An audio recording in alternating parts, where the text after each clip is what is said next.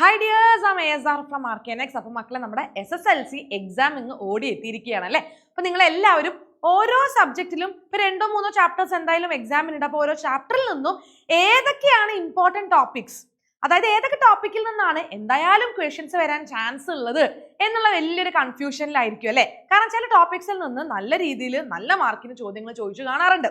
അപ്പൊ നിങ്ങളുടെ ഈ ഒരു കൺഫ്യൂഷൻ മാറ്റാൻ വേണ്ടിയിട്ടാണ് മിസ് എന്ന് വന്നിരിക്കുന്നത്. അതായത് നമ്മുടെ ബയോളജിയിൽ നമുക്ക് 2 ചാപ്റ്റർ അല്ലേ ഓണപരീക്ഷയ്ക്കുള്ളത്. ഏതൊക്കെയാണ് 2 ചാപ്റ്റർ? ഒന്ന് നമ്മുടെ genetics of life, first chapter അല്ലെ, ജീവന്റെ ജനിതകം, പാർട്സ് ഓഫ് എവല്യൂഷൻ, പരിണാമത്തിന്റെ വഴികൾ. ഈ 2 ചാപ്റ്റർ ആണ് ബയോളജിയിൽ നിന്ന് നമുക്ക് പഠിക്കാനുള്ളത്. ഇപ്പൊ 2 ചാപ്റ്ററും അത്യാവശ്യത്തിന് വലിയ ചാപ്റ്റർ ആണ്. നല്ല രീതിയിൽ തന്നെ നമുക്ക് പഠിക്കാനുണ്ട്. കാരണം കുറെ ഇമ്പോർട്ടന്റ് ടോപ്പിക്സ് ഈ 2 ചാപ്റ്ററിലും വരുന്നുണ്ട്. ചില ടോപ്പിക് വളരെ ഇമ്പോർട്ടന്റ് ആണ്. കാരണം എന്താ, അതായത് ടെക്സ്റ്റ് ബുക്ക് മാറിയെങ്കിൽ പോലും എല്ലാ വർഷവും അത്തരം ടോപ്പിക്കിൽ നിന്ന് നമുക്ക് സ്ഥിരമായിട്ട് ചോദ്യങ്ങൾ ചോദിച്ചു കാണാറുണ്ട് അല്ലെ. ചില ടോപ്പിക്കിൽ നിന്ന് റിപ്പീറ്റഡ് ആയിട്ട് ക്വസ്റ്റ്യൻസ് വരാറുണ്ട്. അത് മാത്രമല്ല 2 മാർക്കിനും 3 മാർക്കിനും ചിലപ്പോൾ 4 മാർക്കിന് വരെ അല്ലെ ചോദ്യങ്ങൾ ചോദിച്ചു കാണാറുള്ള ഇമ്പോർട്ടന്റ് ടോപ്പിക്സ് ഒക്കെ ഉണ്ട് കേട്ടോ. അപ്പൊ നമുക്ക് അറിയണ്ടേ ഓരോ ചാപ്റ്ററിൽ നിന്നും ഏതൊക്കെയാണ് ഇമ്പോർട്ടന്റ് ടോപ്പിക്സ്, ഏതൊക്കെ ടോപ്പിക് നമ്മൾ എത്രയും പെട്ടെന്ന് പഠിച്ചു തീർക്കേണ്ടതായിട്ടുണ്ട്. നല്ല എക്സാമിന് നല്ല മാർക്ക് വാങ്ങാൻ പറ്റുള്ളൂ. അപ്പൊ മക്കളെ നോക്കിക്കേ, അപ്പൊ നമ്മുടെ ഫസ്റ്റ് ചാപ്റ്റർ ഏതാണ്? ജെനറ്റിക്സ് ഓഫ് ലൈഫ് അല്ലെ, ജീവന്റെ ജനിതകം.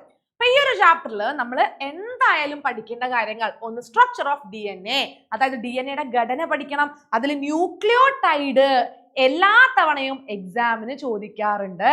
അത് വളരെ ഇമ്പോർട്ടന്റ് ആണ് കേട്ടോ. അപ്പൊ ഈ DNA നമ്മൾ എങ്ങനെയാ പാക്ക് ചെയ്ത് വെച്ചിരിക്കുന്നത് അല്ലെ? ശരിക്കും +2കാർക്ക് പഠിക്കാനുള്ളതാണ് ഈ ന്യൂക്ലിയോസോം എന്നൊക്കെ പറയുന്നത് അല്ലെ. അപ്പൊ ന്യൂക്ലിയോസോം ഒക്കെ നമുക്ക് ഇപ്പൊ പഠിക്കാനില്ലേ?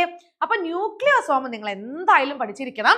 സോ എങ്ങനെയാണ് നമ്മൾ DNA നമ്മുടെ ന്യൂക്ലിയസിന്റെ ഉള്ളില് നമ്മളിങ്ങനെ പാക്ക് ചെയ്ത് വെച്ചിരിക്കുന്നത് അല്ലെ, എങ്ങനെ ക്രോമസോം രൂപപ്പെടുന്നു, ഈ കാര്യങ്ങളൊക്കെ നിങ്ങൾ പഠിക്കണം. ടൈപ്സ് ഓഫ് ഹ്യൂമൻ ക്രോമസോംസ്, നമുക്ക് 2 തരം ക്രോമസോമുകളാണ് ഉള്ളത് അല്ലെ. ഏതൊക്കെയാ? സെക്സ് ക്രോമസോം, ലിംഗനിർണയ ക്രോമസോമുകളും ഉണ്ട്, സൊമാറ്റിക് ക്രോമസോംസും ഉണ്ട് അല്ലെ, സ്വരൂപ ക്രോമസോമുകളും ഉണ്ട്. അപ്പൊ അത് നിങ്ങൾ പഠിക്കണം. അത് മാത്രമല്ല നമ്പർ കൃത്യമായി പഠിക്കുക. സ്ത്രീയിലും പുരുഷനിലുമുള്ള വ്യത്യാസവും നിങ്ങൾ കൃത്യമായിട്ട് പഠിക്കുക കേട്ടോ. ഇനി RNA പഠിക്കണം. കാരണം DNA RNA തമ്മിലുള്ള വ്യത്യാസം ചോദിക്കാറുണ്ട്. പ്രോട്ടീൻ സിന്തസിസ് വളരെ ഇമ്പോർട്ടന്റ് ആണടാ.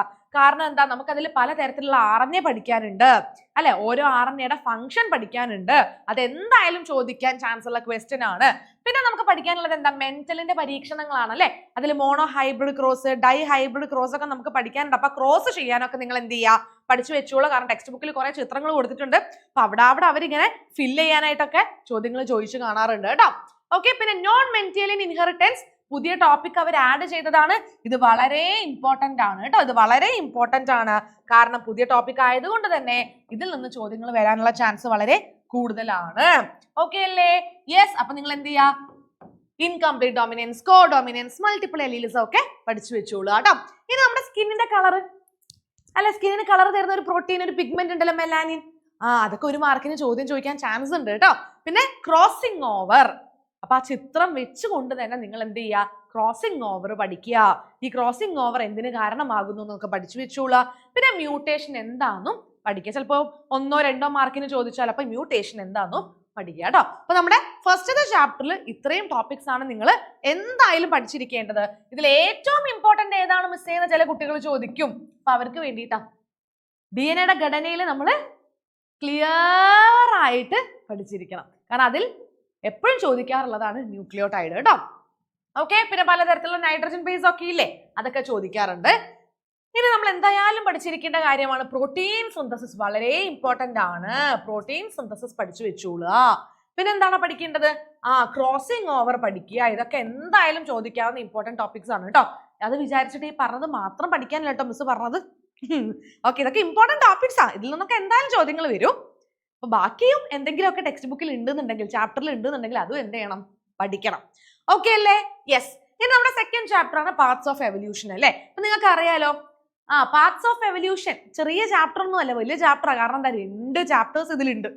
കഴിഞ്ഞ വർഷത്തെ ടെക്സ്റ്റ് ബുക്കിലെ 2 പാഠങ്ങൾ ഒരുമിച്ചിട്ട് ഇവിടെ ഒരു ചാപ്റ്റർ ആയിട്ട് വന്നിരിക്കുകയാണ് അല്ലെ. അതിൽ ആദ്യം നമുക്ക് പഠിക്കേണ്ടത് എവല്യൂഷനെ കുറിച്ചാണ്. അപ്പൊ ഇതിൽ ലമാർക്കിസം, ഡാർവിനിസം ഒക്കെ വളരെ ഇമ്പോർട്ടന്റ്. ഇപ്പൊ ലമാർക്കിസത്തിൽ നമ്മളൊരു തിയറി പഠിക്കുന്നുണ്ടല്ലോ, theory of inheritance of acquired characters അല്ലെ. അതുപോലെ ഡാർവിനിസത്തിൽ നമ്മൾ എന്ത് പഠിക്കുന്നുണ്ട്, പ്രകൃതി നിർദ്ധാരണ സിദ്ധാന്തം, നാച്ചുറൽ സെലക്ഷൻ തിയറി അല്ലെ. അത് വളരെ ഇമ്പോർട്ടന്റ് ആണ് കേട്ടോ. അതുപോലെ സ്പീസിയേഷൻ, ഒരു ഫിഗർ, ഒരു ചിത്രം കൊടുത്തിട്ടുണ്ടാകും. ആ ഡയഗ്രാം വെച്ചിട്ട് തന്നെ എന്ത് ചെയ്യുക, അത് പഠിക്കുക. എവല്യൂഷന്റെ എവിഡൻസസ്, തെളിവ് വേണ്ടേ പരിണാമം നടക്കുന്നതിനല്ലേ, ആ തെളിവുകൾ കൃത്യമായിട്ട് പഠിച്ചു വെച്ചോളാം. മോളിക്കുലാർ ബയോളജിയിൽ നിന്നുള്ള തെളിവുണ്ട് അല്ലെ, അത് മാത്രമല്ല അങ്ങനെ പലതരം ഫോസിൽ പഠനം എന്നൊക്കെ പറഞ്ഞിട്ട് കുറെ തെളിവുകളുണ്ട്. അതൊക്കെ എന്ത് ചെയ്യുക, കൃത്യമായിട്ട് പഠിച്ചു വെച്ചോളാം. ഹ്യൂമൻ എവല്യൂഷണറി ട്രീ, ഒരു ഡയഗ്രാം കൊടുത്തൊരു ചിത്രീകരണം കൊടുത്തിട്ടുണ്ട് ടെക്സ്റ്റ് ബുക്കിൽ. അപ്പൊ അതിങ്ങനെ ഫില്ല് ചെയ്യാനൊക്കെ ചോദിക്കും, അത് പഠിച്ചു വെച്ചോളാം. അതുപോലെ തന്നെ നമുക്ക് എന്താ, നമ്മുടെ പൂർവികരെ കുറിച്ച് പഠിക്കാനുണ്ട്. കുറെ പേരുകളുണ്ട് അല്ലെ, അതായത് ഹോമോ ഹാബിലിസ്, ഹോമോ ഇറക്ടസ് എന്നൊക്കെ പറഞ്ഞിട്ട് ആ ഒരു കൃത്യമായ പാത്ത് അങ്ങോട്ട് പഠിക്കുക. അതായത് മനുഷ്യന്റെ പരിണാമം നടന്നതിൽ ഓരോ ആൾക്കാരെ കുറിച്ച് നമുക്ക് പഠിക്കാനുണ്ട്. അപ്പൊ പേരുൾപ്പെടെ എന്ത് ചെയ്യുക, പഠിച്ചു വെച്ചോളൂ കേട്ടോ, ഇമ്പോർട്ടന്റ് ആണ് കേട്ടോ. ഓക്കെ, അപ്പൊ ഇതിൽ ഏതാണ് മിസ്സേ കൂടുതൽ ഇമ്പോർട്ടന്റ് എന്ന് ചോദിച്ചാൽ ലമാർക്കിസം ഇമ്പോർട്ടന്റ് ആണ്, ഡാർവിനിസം ഇമ്പോർട്ടന്റ് ആണ്, അതുപോലെ തന്നെ എവിഡൻസസ് ഓഫ് എവല്യൂഷൻ ഇമ്പോർട്ടന്റ് ആണ്, എവല്യൂഷണറി ട്രീ ഇമ്പോർട്ടന്റ് ആണ്. കണ്ടോ, ഇതൊക്കെ ഇമ്പോർട്ടന്റ് ആണടാ, ഇതൊക്കെ ഇമ്പോർട്ടന്റ് ആണ്. ഓക്കെ, ഇതും ഇമ്പോർട്ടന്റ് തന്നെയാണ്. ഇപ്പൊ എല്ലാം കൂടി ഞാൻ ഇമ്പോർട്ടന്റ് എന്ന് പറഞ്ഞാൽ നിങ്ങൾ എന്ത് ചെയ്യും, നിങ്ങൾ എന്നെ ട്രോളും, എനിക്കറിയാം. പക്ഷെ എന്ത് ചെയ്യാനാണ്, ആകെ 2 ചാപ്റ്ററല്ലേ ഈ എക്സാമിനുള്ളൂ. അപ്പൊ എവിടെ നിന്ന് വേണമെങ്കിലും ചോദ്യം ചോദിക്കാം അല്ലെ. ഇനി ഹ്യൂമൻ നെർവസ് സിസ്റ്റം അല്ലെ, ഈ ഒരു ചാപ്റ്ററിലെ ശരിക്കും അടുത്ത ഭാഗമാണ് ഹ്യൂമൻ നെർവസ് സിസ്റ്റം, അതായത് നമ്മുടെ നാഡീവ്യവസ്ഥ. അപ്പൊ ഇതിൽ നിങ്ങൾ ന്യൂറോണിന്റെ സ്ട്രക്ചർ പഠിക്കണം, വളരെ ഇമ്പോർട്ടന്റ് ആണ്. അപ്പൊ ഡയഗ്രാംസ്, ചിത്രം ബേസ് ചെയ്തിട്ടുള്ള ചോദ്യങ്ങൾ എന്തായാലും ചോദിക്കും. അതിൽ ഏറ്റവും ഇമ്പോർട്ടന്റ് ആണ് ന്യൂറോണിന്റെ ഘടന. പിന്നെ മൈലിൻ ഷീത്ത് എന്താ, മൈലിൻ ഷീത്തിന്റെ ഫംഗ്ഷൻ, ധർമ്മം എന്താന്ന് പഠിക്കുക. അടുത്ത ഏറ്റവും ഇമ്പോർട്ടന്റ് ആയിട്ടുള്ള ടോപ്പിക് ആണ് നമ്മുടെ ബ്രെയിൻ അല്ലെ, മസ്തിഷ്കം, സ്ട്രക്ചർ പഠിക്കുക, ഘടന പഠിക്കുക, ഓരോ ഭാഗങ്ങളും അതിന്റെ ധർമ്മം, ഫങ്ഷൻസും കൃത്യമായിട്ട് പഠിച്ചോളുക. കാരണം അപ്പം ന്യൂറോണും ബ്രെയിനും ഒക്കെ വരയ്ക്കാൻ ചോദിക്കും, ഭാഗങ്ങൾ അടയാളപ്പെടുത്താൻ ചോദിക്കും, ഫങ്ഷൻസ് എഴുതാൻ ചോദിക്കും. സ്പൈനൽ കോഡ്, സുഷുമ്നയുടെ സ്ട്രക്ചറും ഇമ്പോർട്ടന്റ് ആണ് കേട്ടോ. പിന്നെ പഠിക്കേണ്ടത് ട്രാൻസ്മിഷൻ ഓഫ് ഇമ്പൾസസ്, സിനാപ്സ്.